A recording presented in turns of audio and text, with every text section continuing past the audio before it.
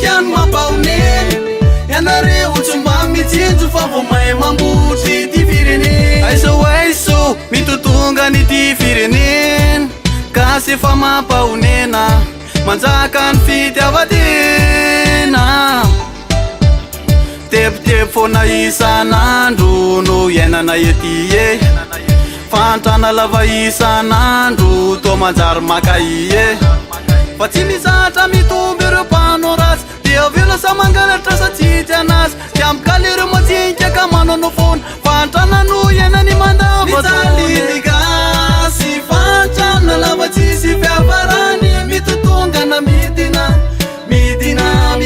hatrany manjaka ny fitiavatena ireo majinika ny mampaoneny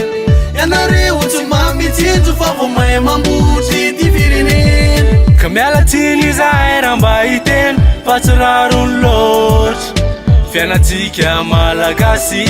to tsy mba mivoatra fitiavantena foana ve no manjaka eto manambola ihany no manjaka hatreto fitiavakarena foana ve no manjaka eto dia ny vahoaka natao sorona to mampisento mijaly ny gasy fantrana lava tsisy fiavarany mitotonga na midina hatrany manjaka ny fitiavatena ireo majinika ny mampaoneny ianareo tsy mba mitsinjo fa vo mahay mambotry ty firenena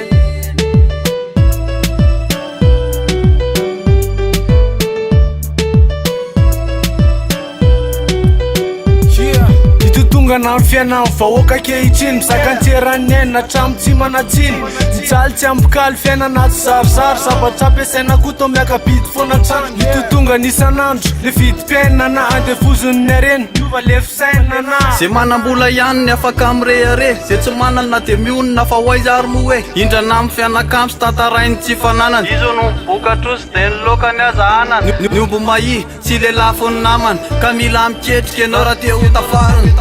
mijaly ny gasy fantrana lava tsisy fiavarany mitotonga na midina